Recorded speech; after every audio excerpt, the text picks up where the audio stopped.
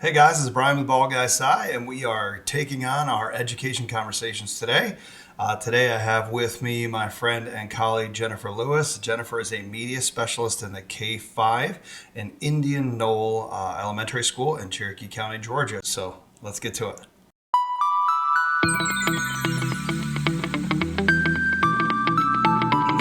I'm joined by my friend Jennifer Lewis. She is a library media specialist in Georgia at Indian Knoll Elementary.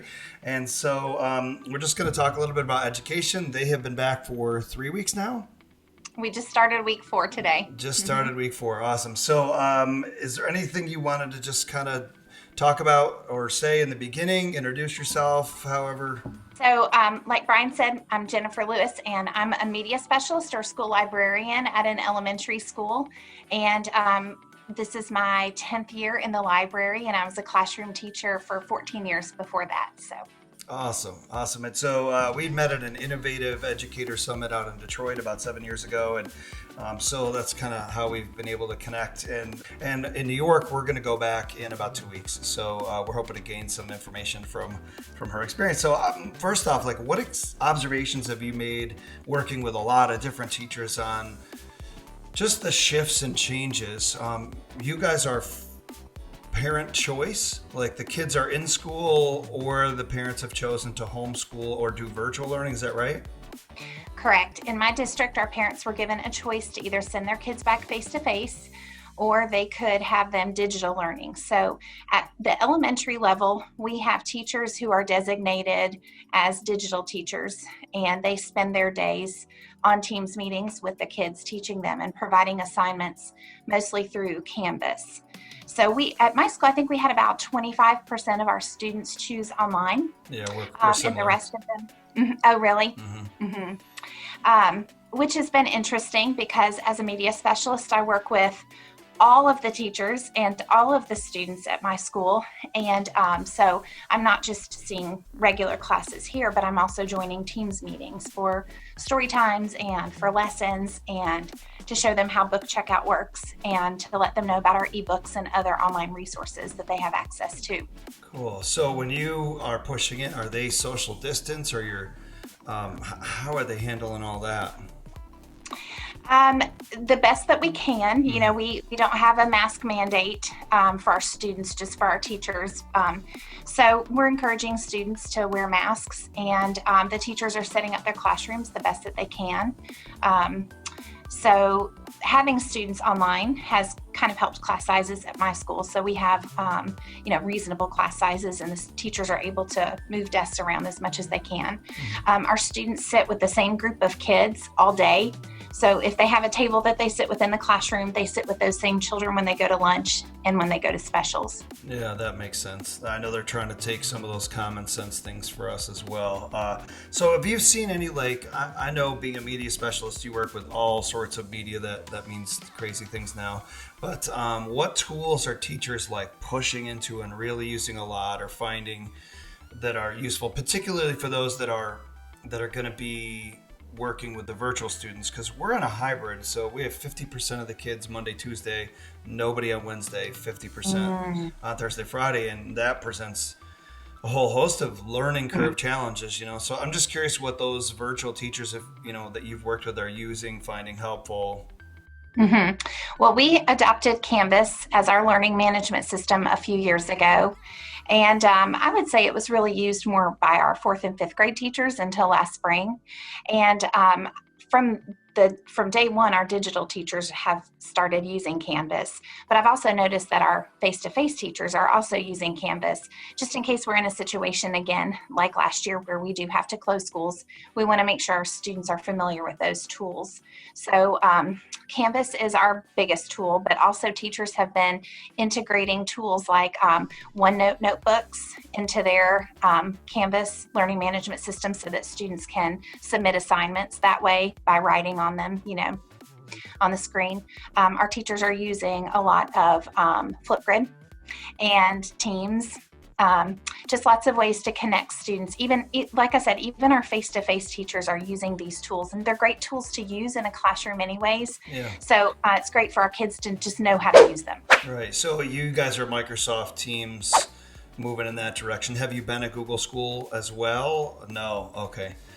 We've never been a Google district, always Microsoft. Okay, so we're on the Google end and looking for, some comparable tools like Flipgrid's a Microsoft product, but everybody loves it, so that's great. All right, so what are some of the challenges you're seeing aside from the social distancing and those things? Like, are you noticing differences with the kids? I know you're K-5, I teach in the middle school, we're a 5-8 building, but challenges that the teachers or students are coming across that maybe couldn't have been predicted?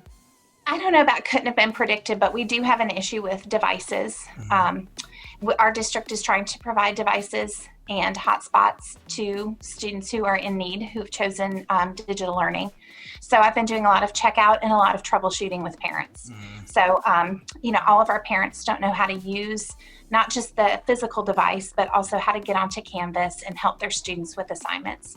So I've been spending a lot of time doing that. So our technology department is putting together a bunch of tutorials, and they have a parent page where parents can go and watch videos to learn more about how to use technology tools. So that's been a big help to them. So I'd say that's maybe with our distance learning, one of the biggest issues that we're having. And teaching in a mask is not easy. That's another problem. I'm feeling very fortunate that my classroom is huge. I have a lab in the back, but there's no wall, so I can spread the kids out and we won't need it. But once they're seated, we're good. But yeah, I've noticed that too, that, in the past, parents were involved in education, but it was very different. Now they're feeling, particularly for those virtual kids, like, hey, I need to be up on things that I don't know how to manage. And, students don't always tell the truth. I'm sure there might be some shocked parents out there, but so it's good to have some of those tools, to communicate with parents. That's interesting. Do you think that's probably the first one that came out, is that connection with your at-home back and forth? Any other tools besides Canvas that make that easy, or teachers are finding make it easier? You mean to communicate with parents? And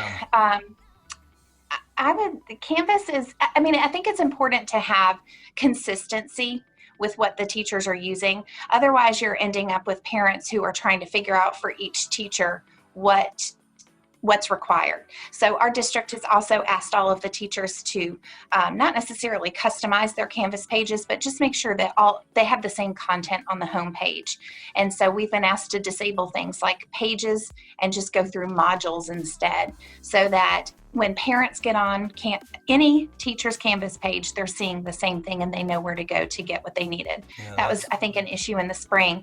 It wasn't as consistent as it probably needed to be. So I think that's helped a lot with parents. And how have the teachers been with that? That shift in maybe having some personal control over what they want to do. Yeah, it's actually been okay.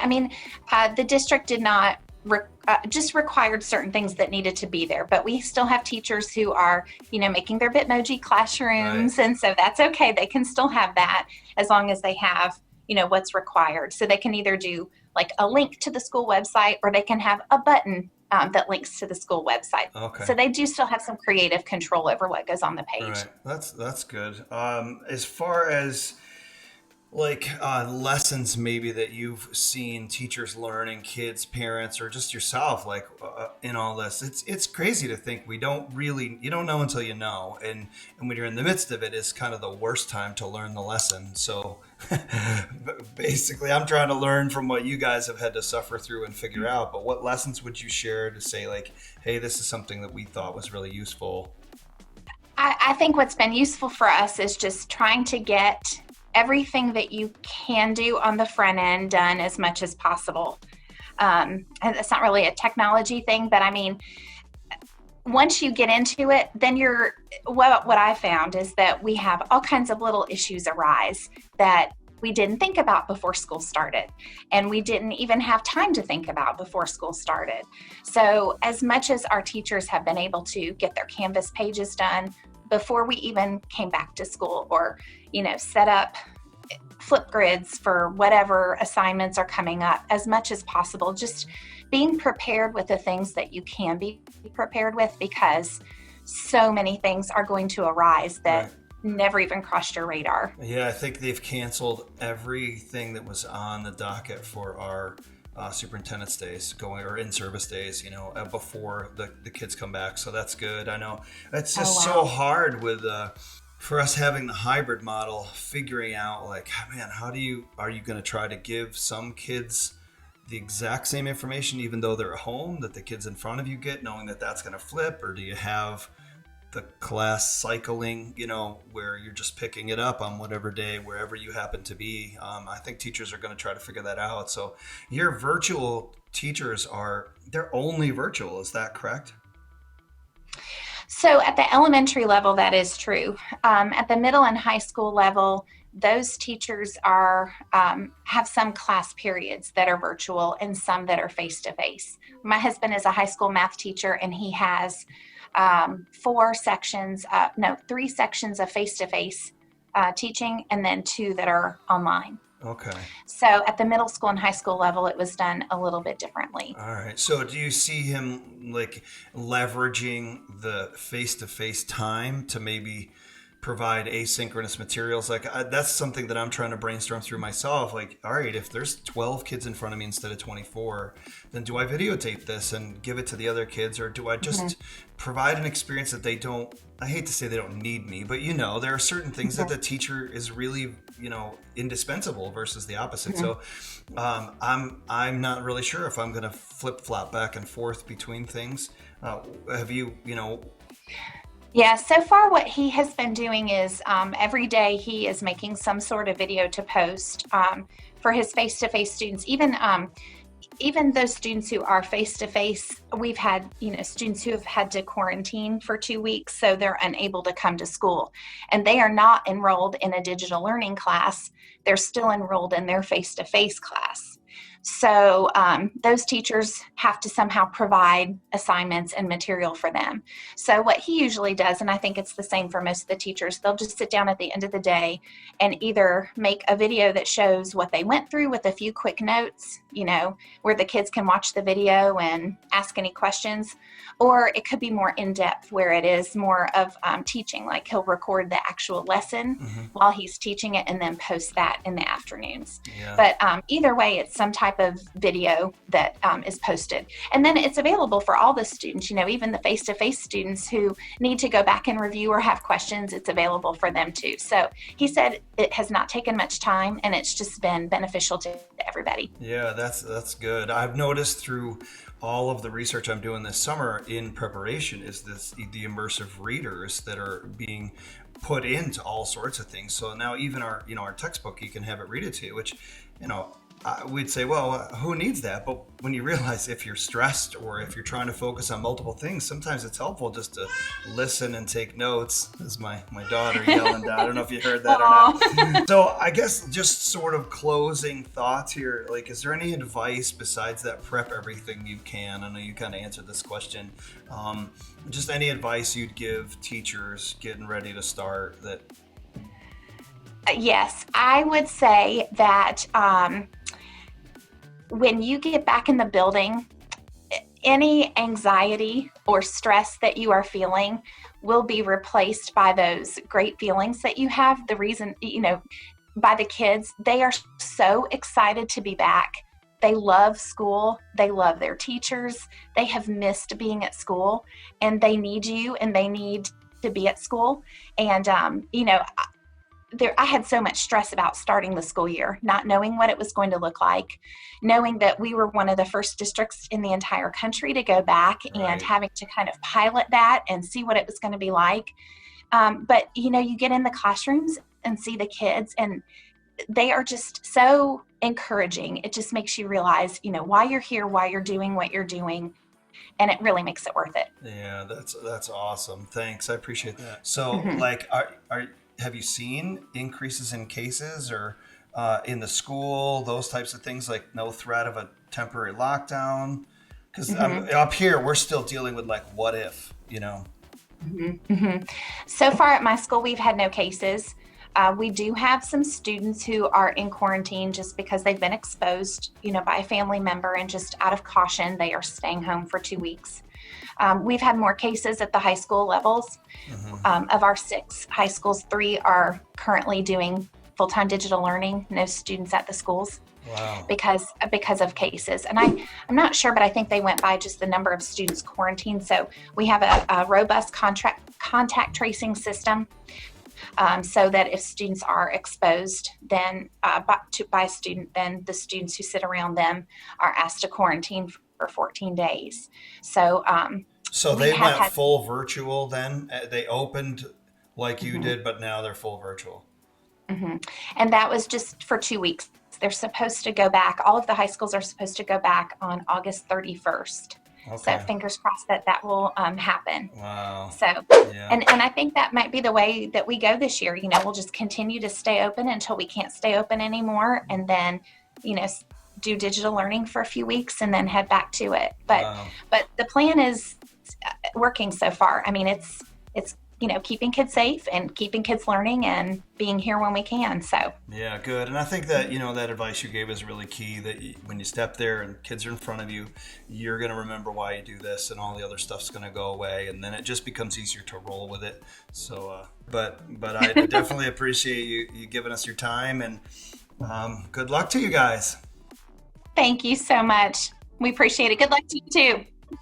Okay, guys. Well, I just want to thank my friend Jennifer for coming on with us and sharing her experience with us up to this point in this, very unique school year. But she mentioned a couple tools, and if you are looking for tech tools to help you out in your journey as an educator, as a student, as a parent, check out this playlist right here that could help you for sure. But I just want to ask, what technology tools are you using that you're finding indispensable or helpful? And we can share that with the community of teachers that might be watching. That'd be great. So also, one last thing, if you know somebody that has a unique educational experience, whether that is as a student or as a teacher, and you think they'd be a really great guest to be on this podcast or these videos on YouTube, go ahead and tag them on social media and tag us at BaldSci on Facebook, Twitter, and Instagram, and we'll do our best to get them on. So we've got a couple of different guests lined up for the next coming weeks, but always looking to bring on interesting people to learn ourselves and to share that information with you guys. So hope that was helpful. Hope you have an awesome day, and we will check you next time for our Conversations in Education. For Bryan at Bald Guy Sci, see you later.